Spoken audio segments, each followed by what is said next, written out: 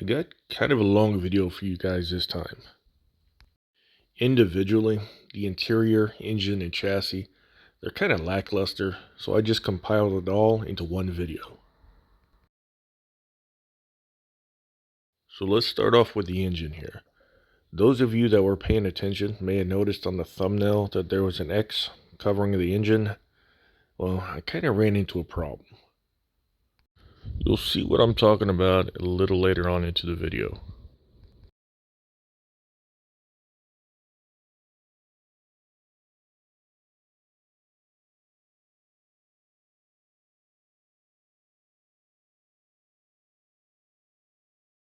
First things first though, got to get a clean mating surface here. I'm not trying to remove material, just make it flat.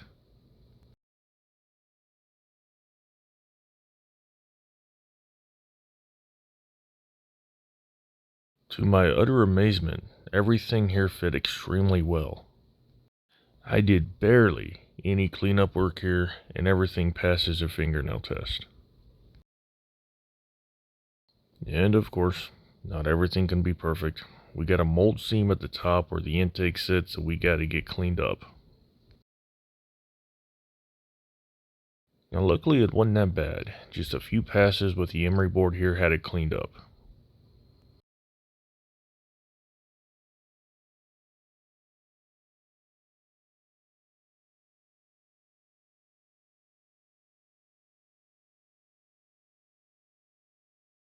Now normally I will install the intake and the heads all at the same. Ooh, we just got a new subscriber. Coincidentally, this gentleman and I have the same name, Mitch Verhey. Welcome aboard. My name is also Mitch.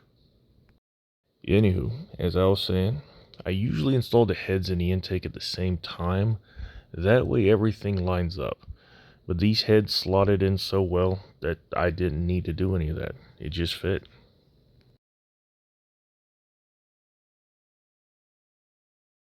This is what I'm talking about. There is barely any gap there. It may seem like I'm rushing through this, but everything that gets painted the same color, I'm just going to glue it all in now just to make painting easier. And that includes the valve covers.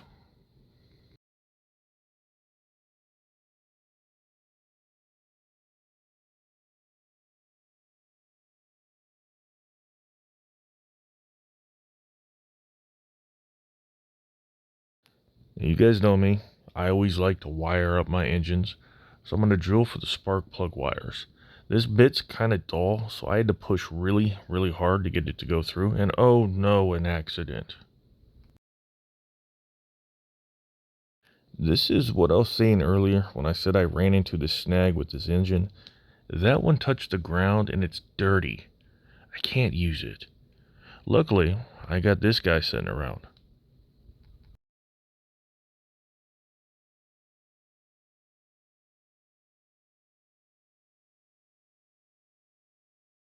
Now, oddly enough, I had originally planned to use this 454 here from the Chevelle kit, and I've done all my test fitting with this engine. But again, I like to wire my engines, so I went on and I bought a few distributors here from Iceman. Then I saw that 572, and I'm just like, yeah, dude, we're gonna use this.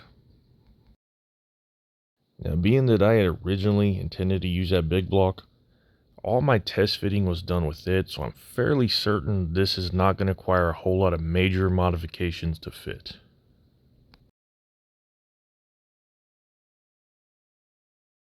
Those of you that are unfamiliar with 3D printed resin, they have these supports, which are essentially like sprue standoffs. Now, unlike sprue standoffs, these could just break off. You don't have to cut them off or do a whole lot of cleanup. On the contrary, that one also touched the ground and is dirty, but 5-second rule.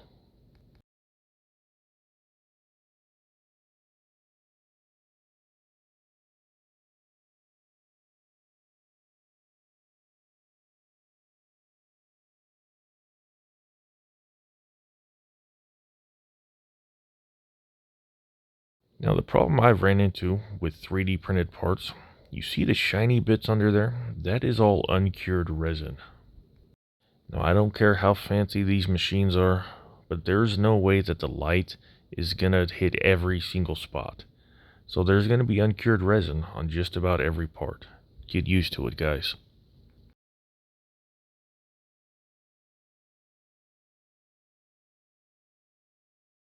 I've used Iceman's parts in the past, and the quality's there. Everything slots in and it fits just like a regular model kit.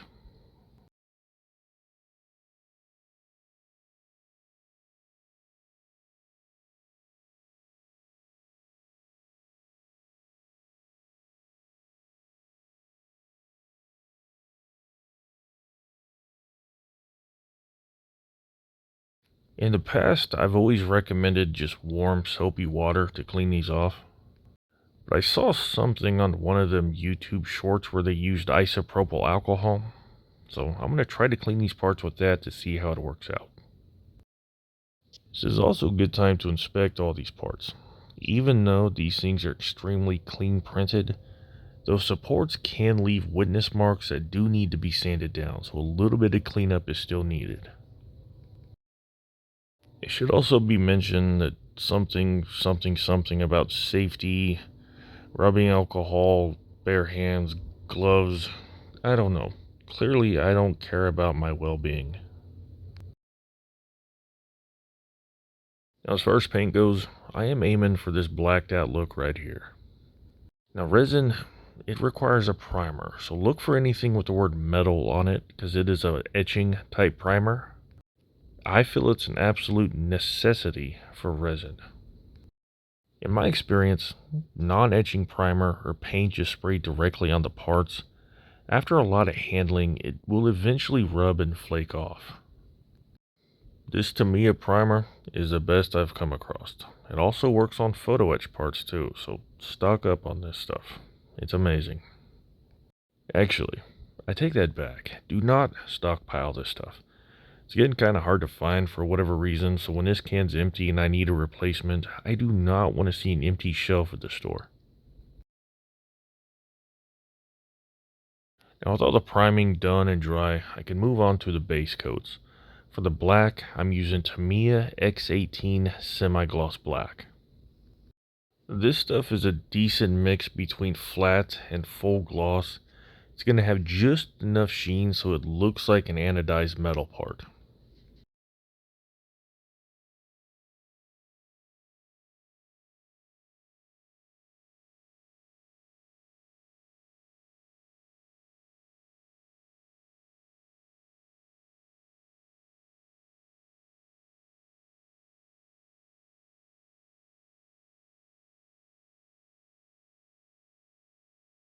Now just to refresh your guys' memory, this build is a group build done in the Build Lab Facebook group that I have linked in the description. The theme is a work truck, just any truck that's used to do work. Now the deadline is October 31st, Halloween Day. It is currently 4:13 a.m. on October 29th. According to my calculator, I have 2 days left to get this thing put together.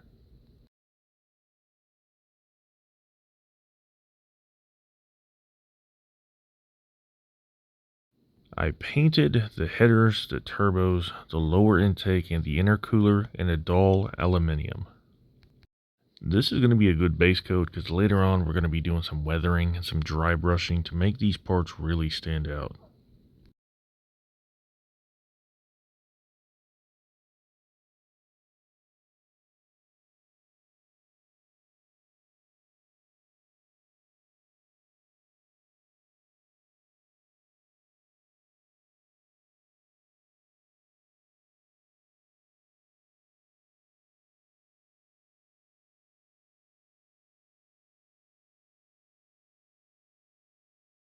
I'm not entirely sure why I left these painting segments so long, but it's really given me a chance to look at my paint booth and how nasty it is. I really need to build a proper booth. This one's made out of a few pieces of foam core and some packing tape. It was really meant to just be temporary, but it's kind of held up, so I just keep using it.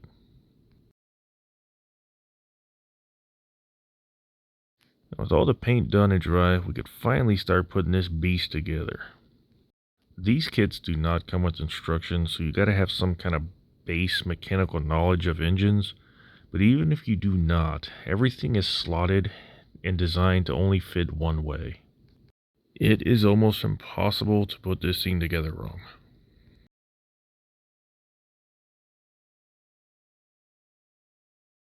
During assembly, I ran into a problem here. The snout for the crank where that harmonic balancer goes, the oil pan is not notched for it, so this thing will not fit. Even if I try to put the oil pan on backwards like a Ford, it's just not going to work.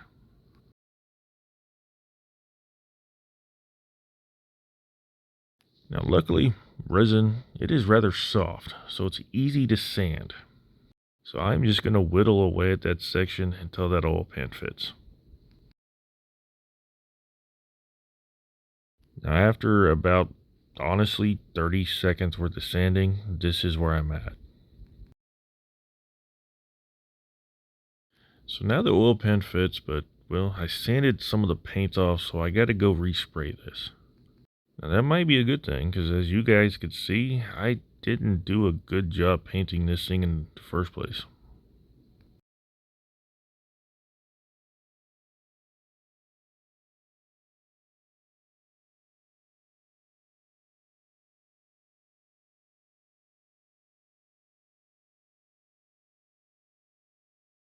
Again, no instructions, so I just routed this belt in a way that made sense to me.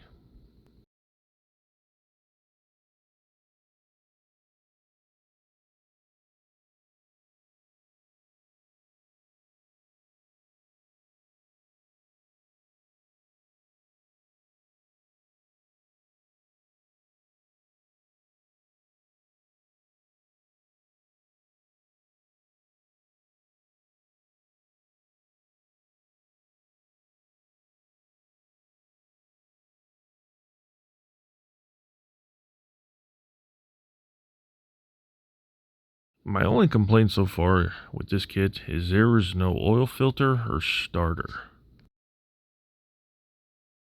There are provisions for these two parts, but for whatever reason, they just aren't included.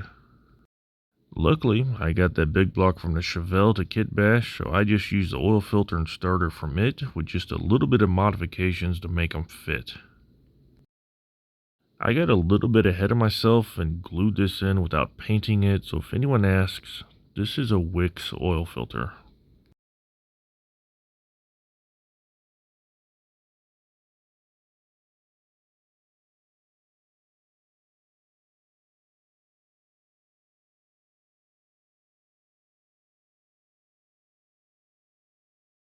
Even with the few layers of primer and paint, everything still slots together and fits perfectly.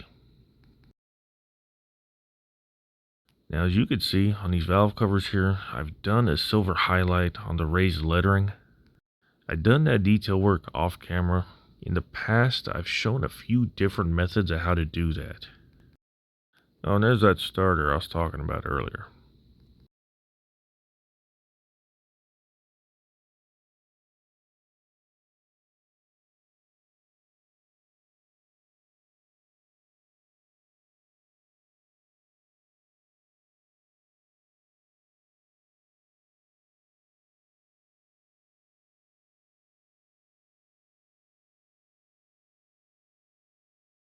Earlier I talked about how I was going to do some weathering, some dry brushing to make these parts really stand out.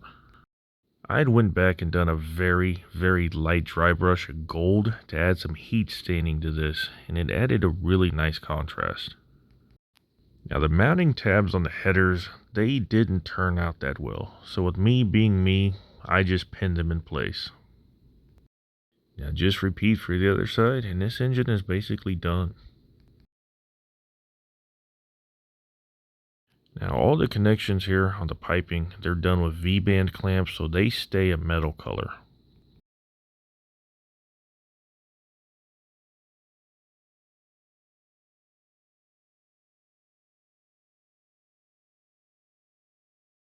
Now that we got a good look at this thing, I'm going to go in with some Tamiya panel line accent and just go to town. This is where we're going to get all of our sense of depth and shadow to create a more realistic look.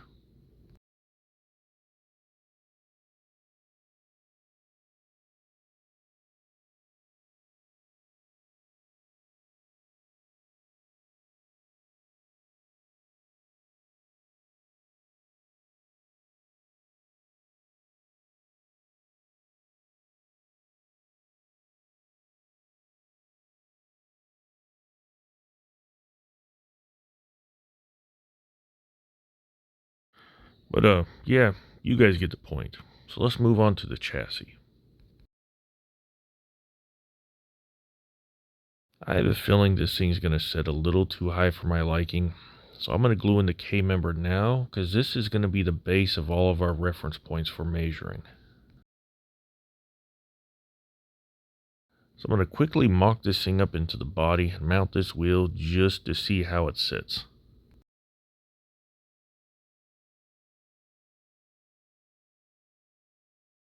Yeah, that's definitely setting like a truck.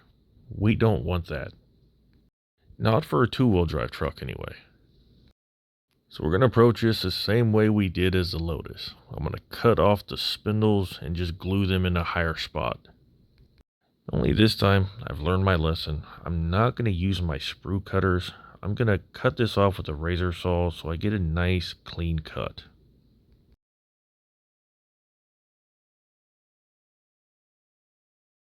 Now, as you guys just saw, the upper A-arm, it overhangs on the spindle a little bit, so I got to go sand all that flat.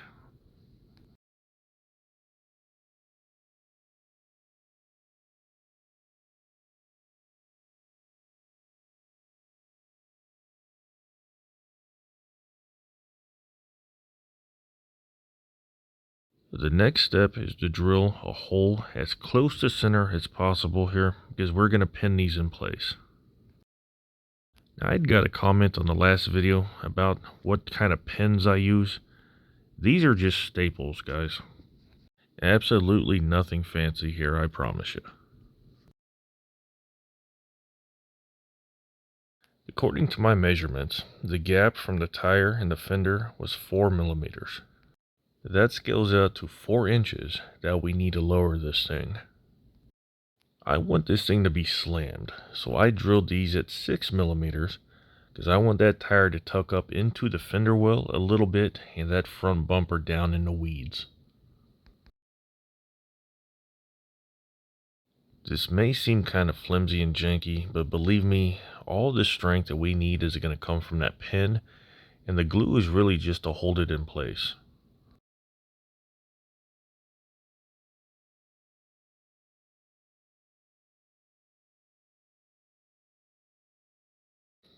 And it's always fun to do a quick little comparison here, so let's see. And yeah, that's a pretty noticeable difference there. Do one last little mock-up here, just to see how this thing's actually going to sit.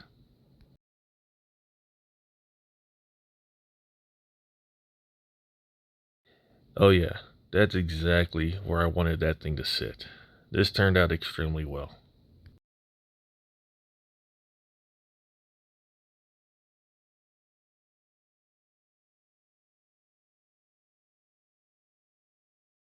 Now with the other side done, I mocked up the bed just to get a sense of what we need to do with the back end of the truck.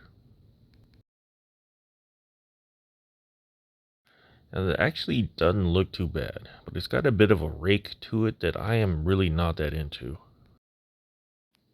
Now being that I got everything just held together temporarily with tape, it doesn't fit that well, but close enough to get some measurements here.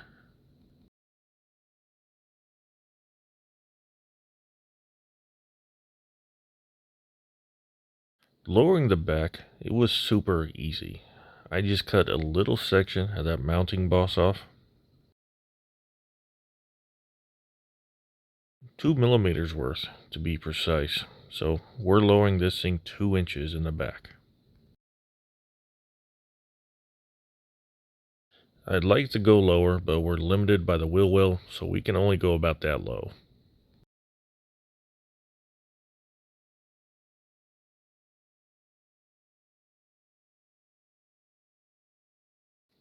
Now before I glue everything in place, I'm going to mock this up for a quick little sanity check.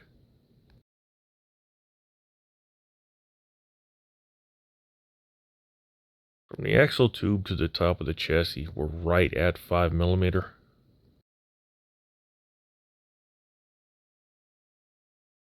And it's a bit hard to see on this side due to the light glare, but it is right at 5mm too. Now of course, nothing is easy, ever. So since we changed the geometry of the suspension, I had to put a little bend on that panhard bar to make it fit. It was actually kind of easy. It's originally straight. All I did was just add a bend to it so it fits around the differential. The next thing to be modified, the drive shaft, because the tail shaft housing on the transmission is about 10mm longer than the one on the kit. This is actually pretty easy too. I just cut that little section out, drilled some holes as close to center as I can, and of course, just pinned it in place. Now, if you make your original cut right at the yoke there on the drive shaft, it'll look like this is a natural seam, so it's really easy to hide.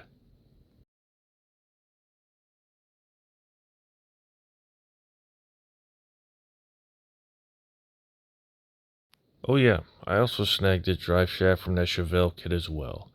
I didn't like the two-piece carrier bearing look of the original, so I did away with it. As you can see, I thought about it since I cut it, but yeah, I just don't like it.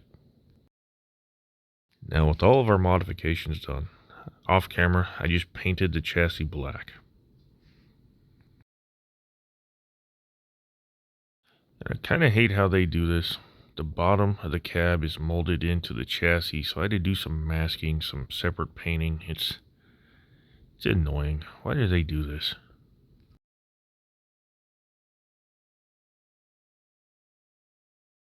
With the chassis done, we can move on to the interior.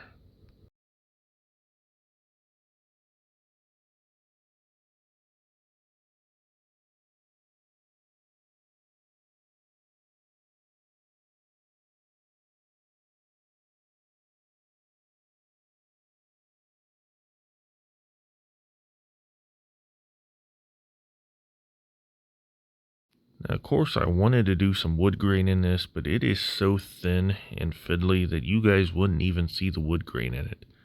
So I just painted it brown to look like wood from a distance.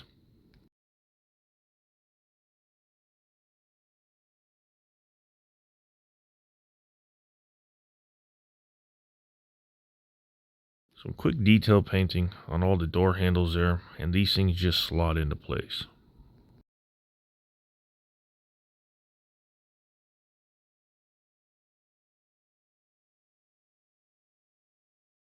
I've been debating about this ever since I'd done the unboxing, and I've decided I am going to go with the multicolored seats. Now, unfortunately though, once I got them installed, I didn't really like them. They didn't really fit the theme of this build. So this area here that I'm folding over, I went back afterwards and cut that part off the top and the bottom of the decal. To me, this looks more like a modern version of this seat, and that's more of an insert and then a pattern that's actually stitched into the seat cover.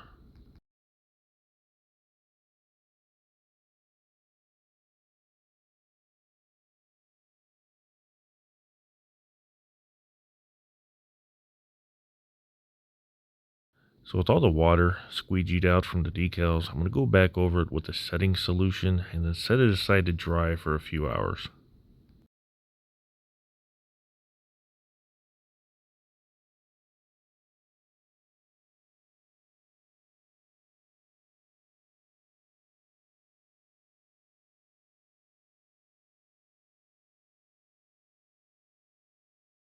And once that's dry, I just went back and hit the decals with a flat clear, and that really knocked down the shine of the decals.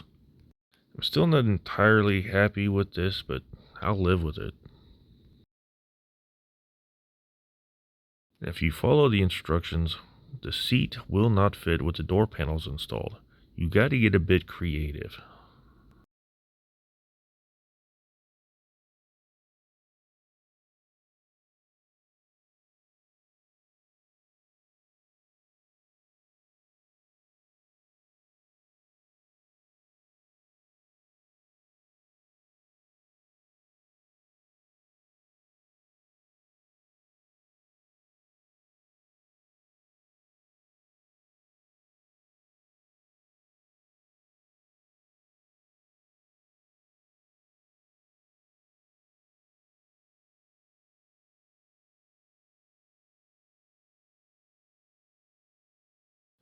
Now, if your decal is sticking to your tweezers, add a quick little drop of water to your part.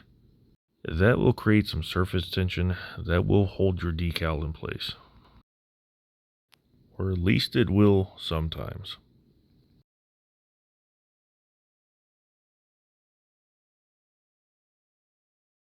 With the decals done, it is just basic assembly as per the instructions.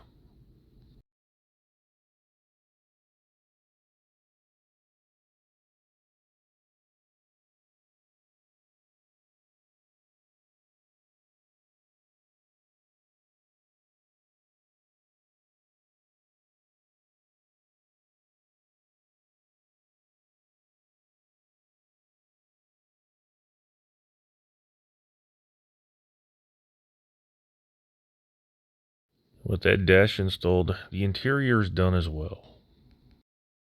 Now, I don't know about you guys, but all the work trucks I've ever been in, they have a rubber floor mat. So I just painted the floorboard there in a flat black to simulate that.